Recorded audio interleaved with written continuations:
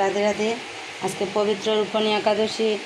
তো দেখুন আমার শাশুড়ি মা খুব সুন্দর করে গোবিন্দর জন্য রাধা গোবিন্দর জন্য খুব সুন্দর মালা গেঁথেছে। দেখুন কত সুন্দর হয়েছে। আমার শাশুড়ি মা এইভাবে প্রায় সময় যদি ফুল থাকে বেশিতে একাদশীতে এইভাবে মালা গেঁথে খুব সুন্দর করে দেয়। দেখুন কত সুন্দর হয়েছে, আমার তো খুবই ভালো লাগছে। এই মালাটা হচ্ছে গৌরাঙ্গ মহাপ্রভুর জন্য,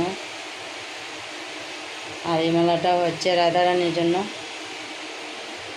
দেখুন রাধারানীর জন্য। আর এই মালাটা হচ্ছে আমার গোবিন্দর জন্য। তো কেমন হয়েছে মালাটি অবশ্যই জানাবেন।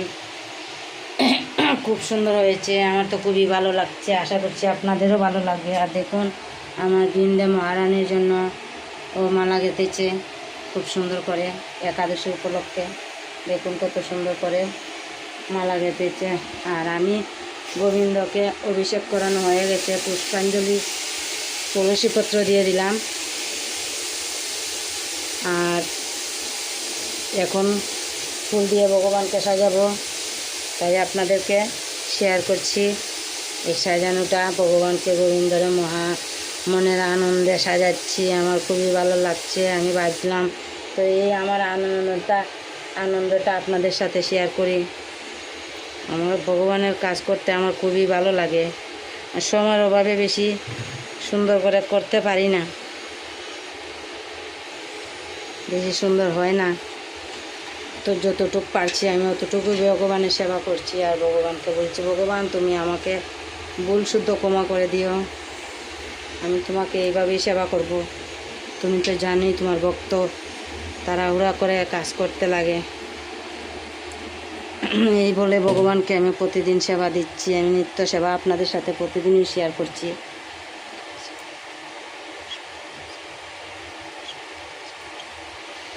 তো আমার গুরুদেবকেও পুষ্পাঞ্জলি দিয়ে দিলাম।